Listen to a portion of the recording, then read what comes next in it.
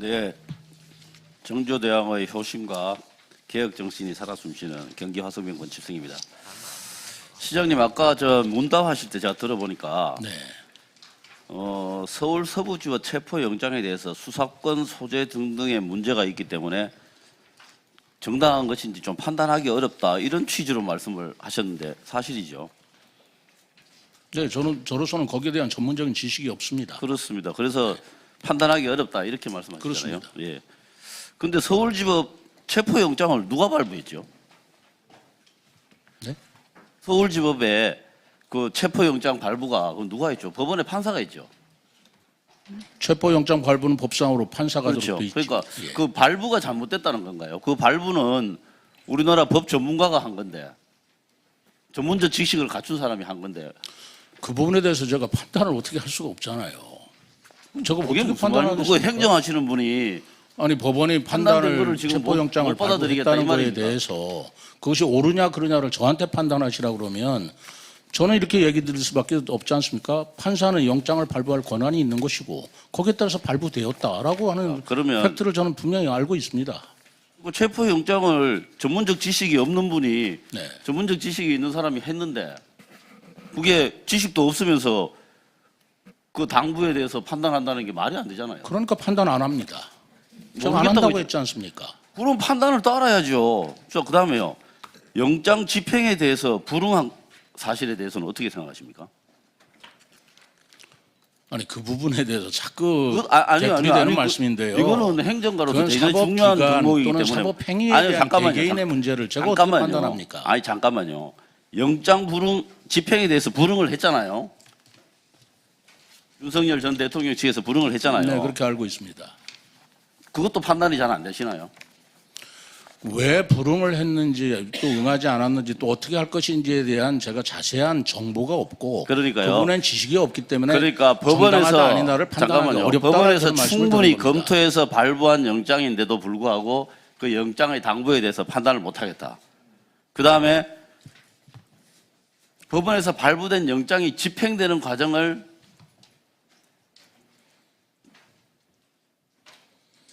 그것을 그 집행하는 것에 대해서 불응한 것에 대해서도 판단을 못하겠다 이런 거잖아요 지금. 그런 견해는 단체장으로서 마땅히 수정돼야 한다고 봅니다. 존중해야 됩니다 기본적으로. 의원 그다음에 말씀하시는 그게 세종시장으로서 지금 판단하고 결정해야 될 문제라고 저는 생각하지 않습니다. 자 한번 보십시오. 국가기관의 일 아닙니까? 그러니까 그게 행정가로서의 기본적인 소양과 관련되기 때문에 물어보는 겁니다. 그다음에 저는 그런 생각과 판단을 또 외부로 드러내는 것 그게 저는 속으로 생각하는 거야 뭐 그럴 수 있죠. 근데 그거를 겉으로 드러내는 것 자체는 저는 굉장히 부적절하다고 생각하는데 어떻게 보시나요? 제가 법적인 판단에 대해서 정당하다 아니다라는 말씀드리기는 제가 어렵죠. 제 입장이 그런 것도 그러니까 아니고요. 알겠습니다. 그러나 저도 정치인으로서 정치적인 문제라고 하면 저도 판단할 수 있고 이게 말씀드릴 수 정치적인 있다고 문제라고 봅니다. 생각하시는군요. 예. 저는 법 지지를 지켜야 비상계엄에 된다는 건 대해서 정치적인 문제라고 네, 시장님 봅니다. 잠깐만요. 예.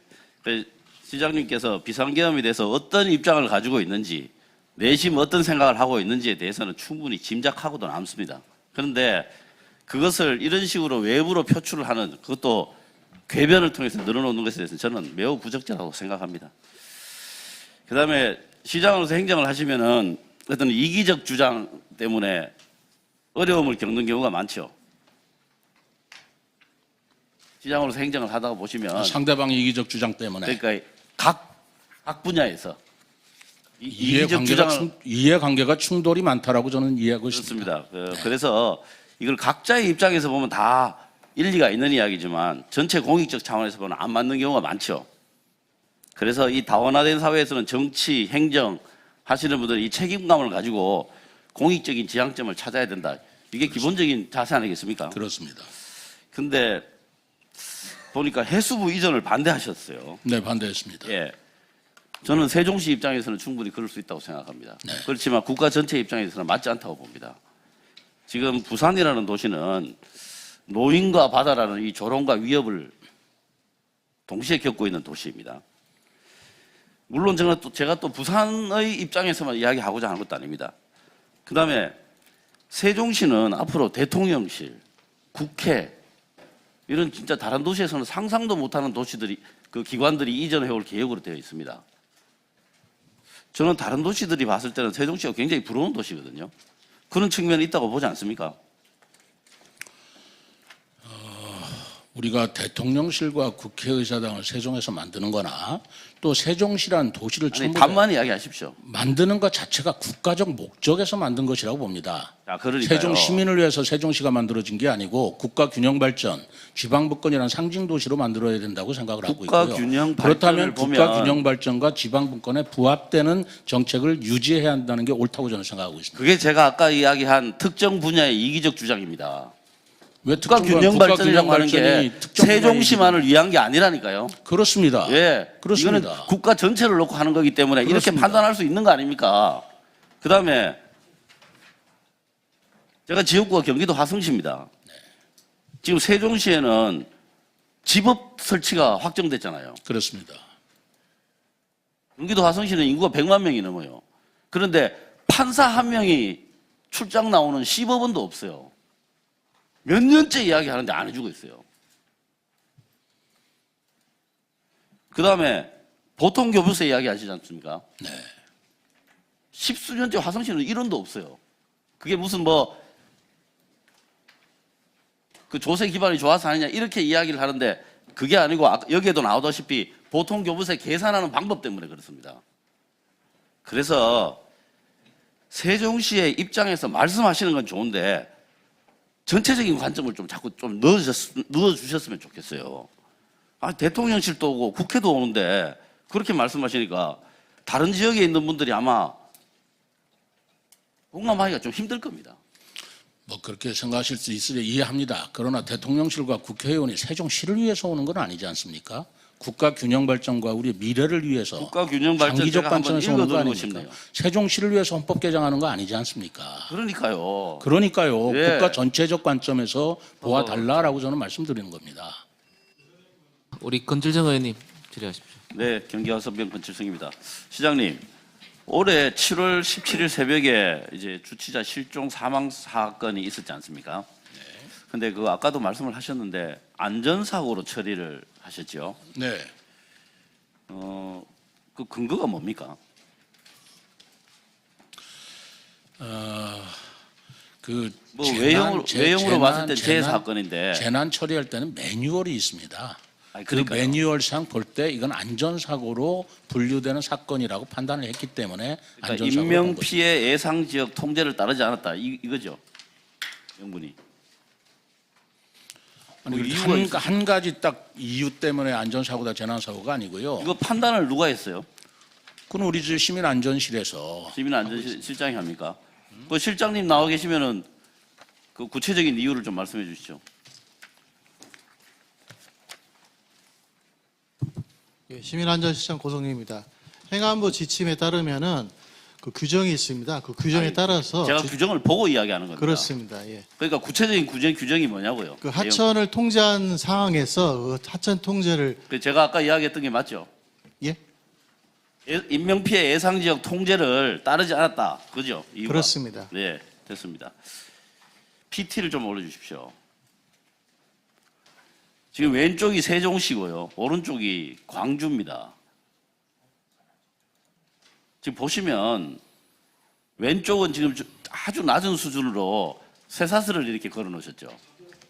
시장님 답변하시면 됩니다. 저거는 쇠사슬을 걸어 놔도 그냥 걸어서 들어가면 됩니다. 근데 오른쪽은 보시면 누가 보더라도 이게 들어가면 안 되게 해놨구나라는 걸 알 수 있잖아요. 세종시 통제는 외형만 봤을 때 단순 면피용이고 그냥 흉내만 낸 통제입니다. 시장님 그렇게 보이시죠? 그 하천의 양태에 따라 저희들이 달리 조치할 수밖에 없습니다. 이 제천은요 사면이 다 열려 있는 자연 제천, 압니다. 자연 하천입니다. 예, 압니다. 제가 중기부 장관 때 여기 산책 많이 갔어요. 네, 압니다. 예. 어떤 광주 저는 어떤지 잘 모르겠습니다만은 자, 그 그러니까요. 입구를 막아서 통제할 수 있는 정도라면 그렇게 해야 되겠죠. 그러니까 저기에 쇠사슬 하나만 걸쳐 놓으면 들어가는 말인지 안 들어가는지 인식하기 좀 힘들잖아요. 특히 어두운 밤에는. 그다음에 그런데 하천공원 통제 시설을 위한 통제를 위한 규정이나 기준이 없죠. 세종시가 그게 없어요. 네. 잘못됐죠. 잘못됐잖아요. 연구해 보겠습니다. 광주시 같은 경우에는 뭔가 저런 기준이 있을 겁니다. 이거는 단체장의 업무상 과실로도 해석될 수가 있는 그런 상황입니다. 그런데 안전사고를 주장한다? 저는 앞뒤가 안 맞다고 생각해요. 저는 누가 봐도 재사고의 가능성이 훨씬 더 크다고 봅니다. 지금 이거 국조실에서 조사하고 있는 거 맞습니까? 네, 맞습니다. 네, 뭐 국조실에서 조사 중이니까 뭐 국조실 판단에 맡기겠습니다만. 저희들 시에는 국조실 조사가 일부 통보된 바가 있습니다. 네, 뭐 아직 저 조사가 완결된 건 아니죠.